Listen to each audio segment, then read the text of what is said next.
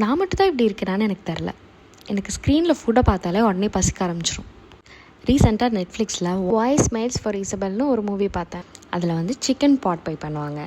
எனக்கு அதை பார்த்த உடனே சாப்பிட்ணுன்னு கிரேவிங்ஸ் வந்துச்சு. ஸோ நான் என் வெர்ஷனில் வீட்டில் இருந்த வெஜ்ஜிஸ் வச்சு பாட் பை பண்ணேன். Mushroom, bell peppers, carat and onion. அப்புறம் நான் பட்டாணி வந்து எனக்கு ஃப்ரெஷ் பட்டாணி கிடைக்கல, அதனால் ஃப்ரோசன் பட்டாணி யூஸ் பண்ணியிருக்கேன். சிக்கன் வந்து மேரினேட் பண்ணுறதுக்கு smoked paprika, salt and Mexican seasoning போட்டு மேரினேட் பண்ணேன். நீங்கள் உங்கள் வீட்டில் ஆரிகானோ, சில்லி ஃப்ளேக்ஸ் இல்லைனா வந்து சும்மா சாதாரண காஷ்மீரி சில்லி பவுடரில் கூட மேரினேட் பண்ணலாம். லெமன் ஜூஸ் ஊற்றி மேரினேட் பண்ணிவிட்டு ஓடிஜியில் க்ரில் பண்ணி எடுத்துட்டேன்.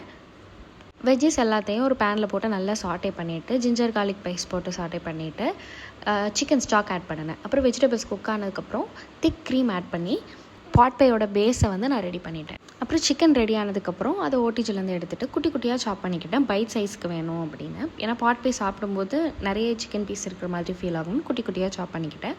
அதையும் அந்த பாட் பை பேஸோடு மிக்ஸ் பண்ணிவிட்டேன்.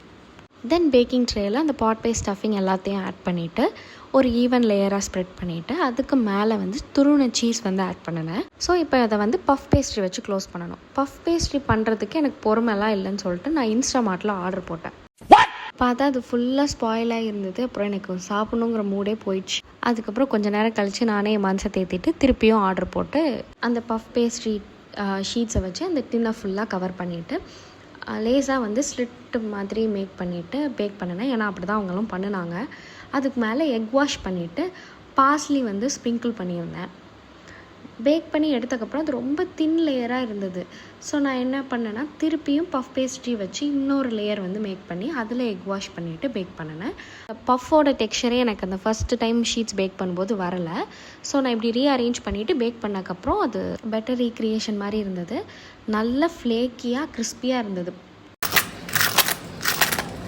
டேஸ்ட் வந்து almost similar to the white sauce pasta மாதிரி இருந்தது. காரம்லாம் அதிகமாக இல்லாமல் ரொம்ப கம்ஃபர்டிங்காக இருந்தது. And that's all about my first try on chicken pot pie. See you on another video. Tata.